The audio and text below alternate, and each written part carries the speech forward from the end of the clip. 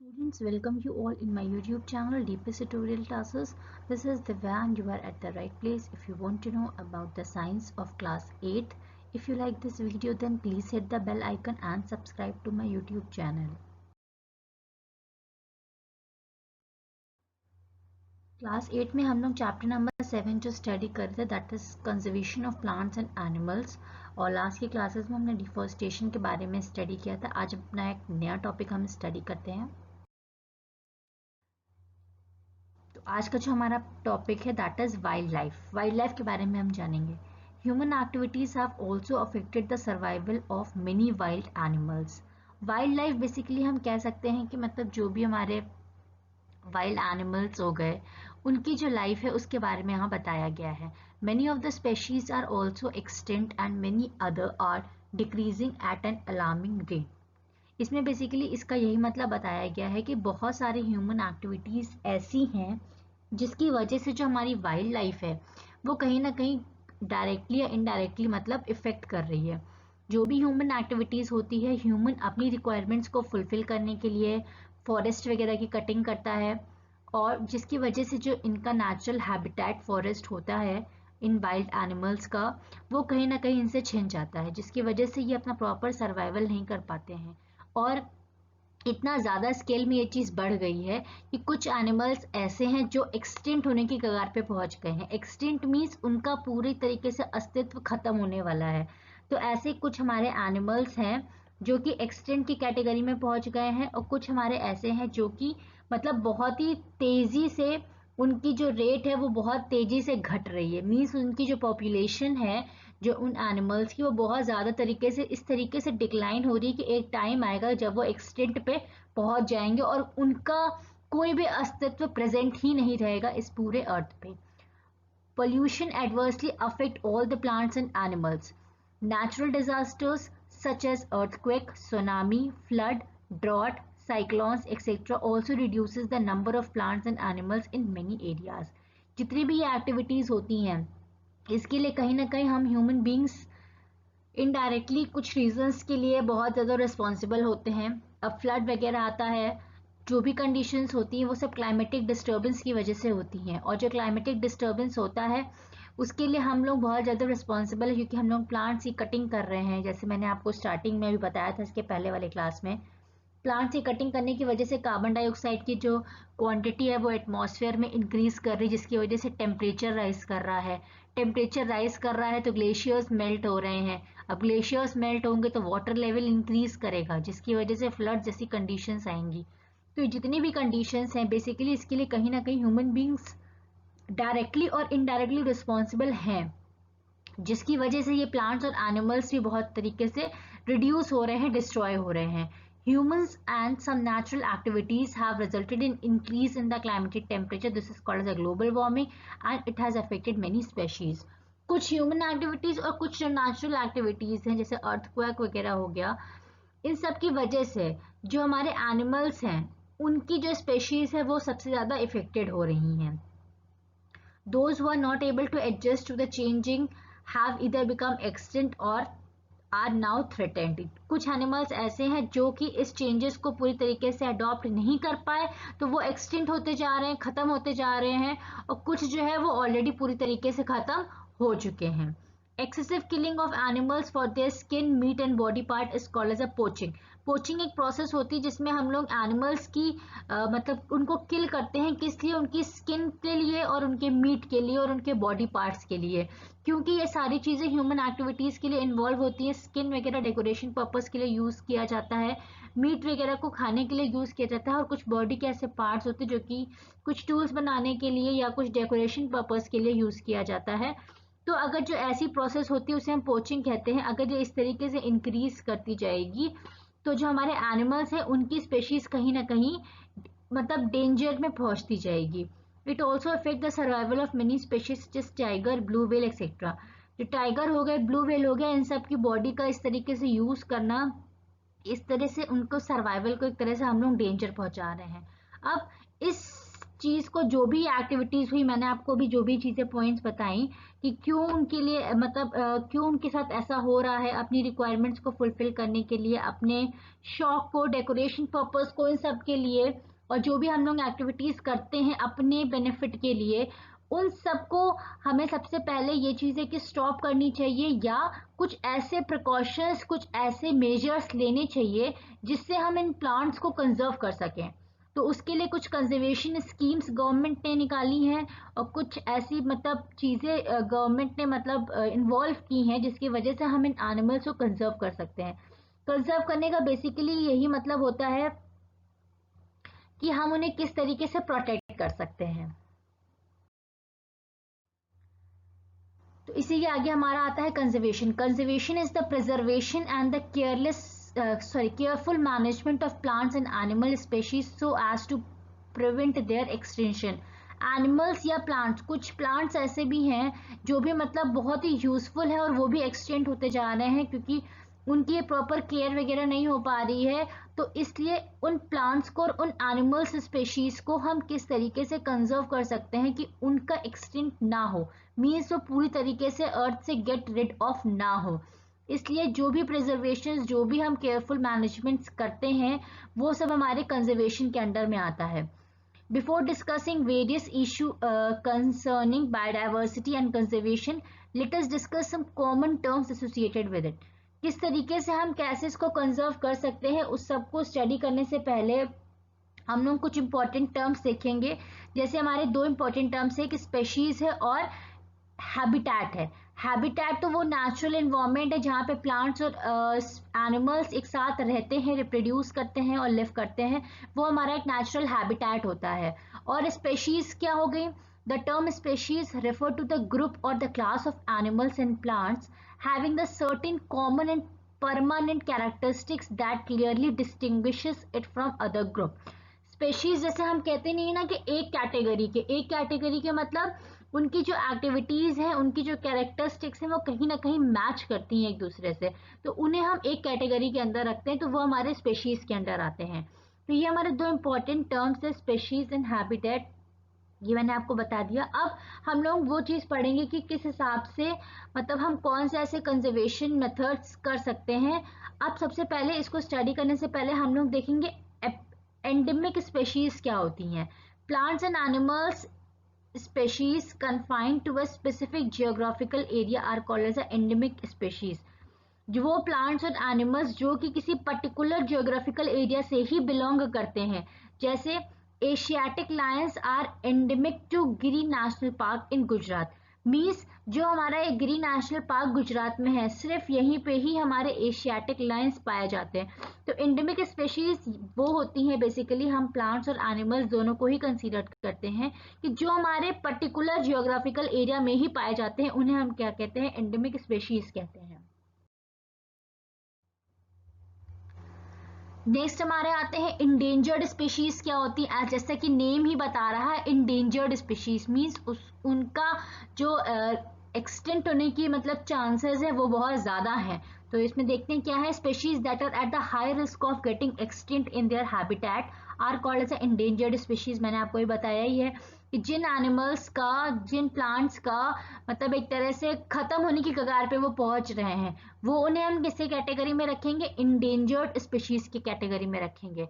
Examples हो गए endangered species जैसे Indian rhinoceros, Asiatic Lions, crocodiles, blue whales, ये सब हमारे किस में आएंगे? इंडेंजर्ड स्पीशीज में आएंगे। इसके बाद हमारा आता है एक्सटेंट स्पेशीज। एक्सटेंट स्पेशीज वो स्पेशीज होती है जो कि इस पूरे अर्थ सरफेस से पूरी तरीके से एक्सटेंट हो चुकी है, खत्म हो चुकी हैं। Species that are not longer extinct anywhere on the earth are called as extinct species. For example, dinosaurs and dodo, ये दो हमारे ऐसे हैं जो कि हमारे पूरी तरीके से एक्सटेंट हो चुके हैं, ये हमारे अब अर्थ पे पाए नहीं जाते हैं। इसके बाद आता है हमारा vulnerable species, species that exist in the low number and may become endangered. Endangered वो होते हैं जो कि एक्सटेंट की कैटेगरी पे पहुंचने वाले होते हैं, और वर्नरेबल वो होते हैं जो कि इंडेंजर्ड की कैटेगरी में पहुंचने वाले होते हैं। Because of the destruction of the natural habitat, over exploitation and other environmental destructions are called as a vulnerable species। Vulnerable species वो स्पीशीज होती हैं जहाँ पे हम उनको पूरी तरीके से डिस्ट्रॉय कर रहे हैं, और अगर हम उन्हें ऐसे ही करते रहे तो वो क्या करेंगे, इंडेंजर्ड की कैटेगरी में पहुंच जाएंगे। तो वो हमारे होते हैं वल्नरेबल स्पीशीज होते हैं। Threatened species, both vulnerable and endangered species together are called as threatened species. देखिए, एक्सटेंट वो हो गए जो पूरी तरीके से डिस्ट्रॉय हो चुके हैं, ठीक। इंडेंजर्ड वो होते हैं जो कि एक्सटेंट कैटेगरी पहुंचने लगे हैं, मतलब अगर हम उन्हें सेफ नहीं करेंगे तो एक टाइम आएगा कि वो खत्म हो जाएंगे। और वर्नरेबल वो होते हैं जो कि हमारे, जिनको हम जैसे जिनका हैबिटेट हम डिस्ट्रॉय कर रहे हैं, जिन प्लांट्स और एनिमल्स का, और अगर हम इसी तरीके से उनका हैबिटेट डिस्ट्रॉय करते रहे तो वो दिन दूर नहीं कि जब वो इंडेंजर्ड की कैटेगरी में पहुंच जाएंगे, मीन्स उनकी क्वांटिटी बहुत ज़्यादा लिमिटेड हो जाएगी। तो तीनों का आप डिफरेंस समझ गए होंगे। और थ्रेटेंड स्पीशीज वो होती हैं जो कि हमारी इंडेंजर्ड और वनरेबल दोनों होती हैं, जो दोनों की कैटेगरीज होती है वो हमारी थ्रेटेंड स्पीशीज में आती है। एग्जाम्पल हो गए Bengal tiger, Siberian tiger, African elephant. Means ये हमारे दोनों के बीच के ही रहते हैं। अगर मतलब इन्हें हम प्रॉपर तरीके से सेव नहीं करेंगे तो ये हमारे इंडेंजर्ड की कैटेगरी में हमारे पहुंच जाएंगे। अब हमारी कौन कौन सी एजेंसीज है जो कि कंजर्वेशन के लिए वर्क करती है, मीन्स ऐसे कौन कौन से एजेंसीज हैं, कौन कौन से रिजर्व्स, सेंचुरीज, नेशनल पार्क्स वगैरह हैं जो कि इसके अंडर वर्क करती हैं कि ये हमारे प्रॉपर फ्लोरा और फोना को किस तरीके से प्रोटेक्ट कर सकते हैं। In all the countries government agencies take care of the forest and animals. The government lays down rules, methods, and policies to protect and conserve them. It also encourages people and society to help implement their rules and regulations. To protect our flora and fauna and their habitat, protection area called as sanctuaries, biosphere reserves, and national parks have been earmarked. Means बहुत सारी countries में government ने special agencies बनाई हैं जो कि forest और animals की प्रोटेक्शन करती हैं। मीन्स उन्हें जो भी ह्यूमन एक्टिविटीज़ है उससे वो पूरी तरीके से साइड में रखती हैं और उनकी प्रॉपर केयर की जाती है, जिसकी वजह से उन कोई भी उन ऐसे एनिमल्स जो हैं, जो भी प्लांट्स हमारे हैं, उनकी प्रॉपर केयर की जा सके और वहाँ पे किसी भी ह्यूमन बींग्स का इस तरीके से रिस्ट्रिक्शन अलाउड नहीं होता है। तो ऐसे कुछ जगह बनाई गई हैं जो कि गवर्नमेंट ने बनाई हैं जिससे वो पूरी तरीके से इनका प्रोटेक्शन कर सकें और कंजर्वेशन कर सकें। तो ऐसी जगह का नाम है सेंचुरीज हो गई, बायोस्फीयर रिजर्व्स हो गए, नेशनल पार्क्स हो गए। ऐसी जगह हैं जहाँ पे इनकी प्रॉपर केयर होती है। सबसे पहले हम लोग देखेंगे बायोस्फीयर रिजर्व्स क्या होते हैं। A biosphere reserve is a large multi-purpose protected area for the conservation of wildlife, plants and animal resources. Biosphere reserve वो एरिया है जहाँ पे वाइल्ड लाइफ को कंजर्व किया जाता है, मीन्स प्लांट्स और एनिमल रिसोर्स को पूरी तरीके से कंजर्व किया जाता है। Biosphere reserves are developed to conserve biodiversity and maintain ecological balance. Main अगर जैसे आपसे कोई पूछे बायोस्फीयर रिजर्व्स क्या होते हैं, तो बायोस्फीयर रिजर्व्स वो होते हैं जो कि एक लार्ज प्रोटेक्टेड एरिया है जहाँ पे वाइल्ड लाइफ को कंजर्व किया जाता है, जिसमें प्लांट्स और एनिमल्स हमारे दोनों ही आते हैं।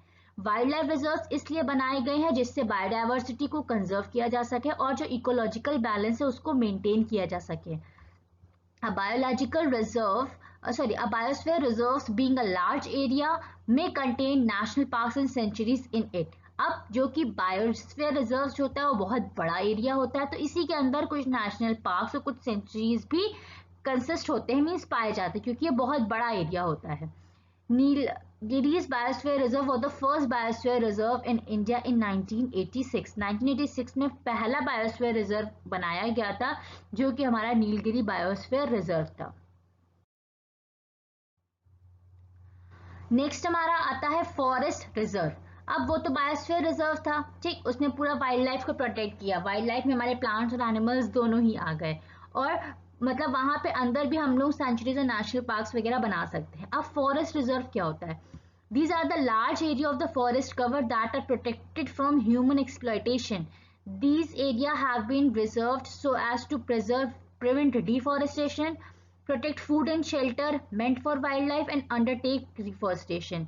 फॉरेस्ट रिजर्व जैसे कि नेम ही आपको बता रहा है कि फॉरेस्ट का कंजर्वेशन यहाँ पे हो रहा है, तो ये वो लार्ज एरिया है जहाँ पे हम लोग फॉरेस्ट की प्रोटेक्शन करते हैं जिससे ह्यूमन बींग्स उसकी कटिंग ना कर सके। मीन्स ऐसे एरिया में ह्यूमन बींग्स की एंट्री अलाउड नहीं होती है, और वहां पे अगर कोई भी चीज, कोई भी प्लांट ऐसा है जिसको अगर ह्यूमन बींग तोड़ने की कोशिश करता है तो उसके ऊपर पेनल्टी चार्जेस लगाए जाते हैं। इसलिए वो ऐसा एरिया जहाँ पे ह्यूमन एक्टिविटीज कोई भी इन्वॉल्व नहीं होती हैं। इनका बेसिकली ये काम होता है कि डिफॉरेस्टेशन को रोके, deforestation means cutting down of trees को प्रिवेंट करें, फूड को, शेल्टर को जो वाइल्ड लाइफ के लिए है उसको प्रॉपर तरीके से वो प्रोटेक्ट कर सकें, और अंडरटेक डिफॉरेस्टेशन। जिस तरीके से डिफॉरेस्टेशन का मतलब कटिंग डाउन ऑफ ट्रीज होता है, उसी तरीके से रिफॉरेस्टेशन का मतलब ग्रोइंग ऑफ ट्रीज होता है। अभी आप लोग आगे के चैप्टर्स, सॉरी इसी मतलब चैप्टर के आगे के पार्ट से पढ़ेंगे रिफॉरेस्टेशन की प्रॉपर डेफिनेशन। मैंने आपको बता दिया reforestation means growing of more and more plants. ठीक, इसके बाद नेक्स्ट आता है हमारा wild life sanctuaries. Wild life sanctuaries are the area reserve for the protection of animals only. Forest है जहाँ पे सिर्फ फॉरेस्ट का प्रिजर्वेशन हो रहा है। वाइल्ड लाइफ सेंचुरीज वो होती है जहाँ पे सिर्फ और सिर्फ एनिमल्स का ही प्रोटेक्शन किया जाता है।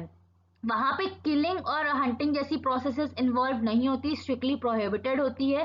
Some of the threatened wild animals such as marsh crocodile, घड़ियाल, black buck are protected and prevented in our wild life sanctuaries. ये कुछ ऐसे एनिमल्स हैं जिनको इन वाइल्ड लाइफ सेंचुरीज में रखा जाता है, उनकी प्रॉपर केयर की जाती है, वहां पे प्रॉपर इनकी ब्रीडिंग होती है, इनकी पॉपुलेशन को प्रॉपर तरीके से इंक्रीज किया जाता है, प्रॉपर इनको कंजर्व किया जाता है, प्रॉपर टाइम पे इनको हर चीज प्रोवाइड कराई जाती है, और ये एक नेचुरल हैबिटेट में वहां पे एग्जिस्ट करते हैं।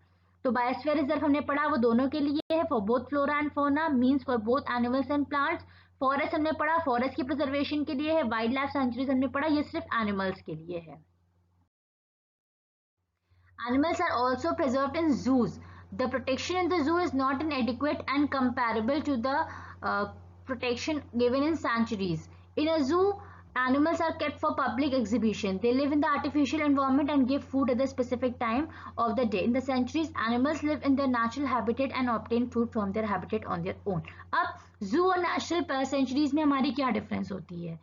बेसिक डिफरेंस यही होता है कि जू जो होता है वो ह्यूमन मेड होता है। जैसे human made in the sense कि वहां पे एक आर्टिफिशियल एनवायरनमेंट क्रिएट किया जाता है, एक एनिमल को एक जगह खाली रखा जाता है और उसको प्रॉपर टाइम पे, मतलब एक टाइम पे रूटीन पे उनको फूड प्रोवाइड किया जाता है। बट जो हमारी सेंचुरीज होती है वो ऐसा नहीं होता, वहां पे एक नेचुरल हैबिटेट होता है, means animals are free to move here and there, और उनको अपने फूड के लिए वो लोग खुद ही स्ट्रगल करके खुद ही उसको पूरी तरीके से एक नेचुरल हैबिटेट में रहते हैं। मतलब वहां पे कोई ऐसा रेस्ट्रिक्शन नहीं है कि उनको यहाँ नहीं जाना है, वहां नहीं जाना है, इतने ही टाइम पे उनको खाना मिलेगा, अगर इतने टाइम पे उन्होंने नहीं खाया then they will not get the food, ऐसा कुछ भी नहीं होता है। और जू जो होता है वो एक तरह से पब्लिक के लिए होता है कि पब्लिक आए और जितने भी एनिमल्स वहाँ प्रेजेंट है उनको देखे एक तरह से।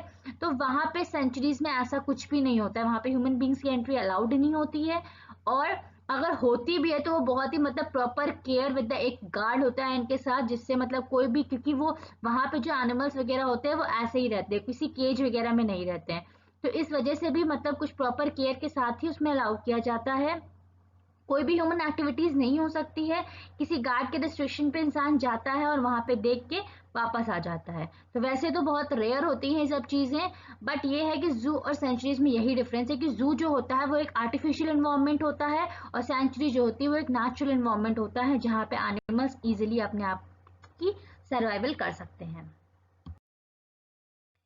तो फिलहाल आज की क्लास में इतना ही था। कुछ एजेंसीज ऑफ कंजर्वेशन रह गई हैं जिन्हें हम लोग नेक्स्ट क्लास में पढ़ेंगे।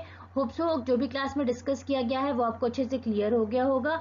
इन केस किसी भी स्टूडेंट को कोई भी दिक्कत होती है तो you are free to ask me, comment section में आप जाके अपने डाउट्स को क्लियर आउट कर सकते हैं। Thank you for watching this video and keep supporting.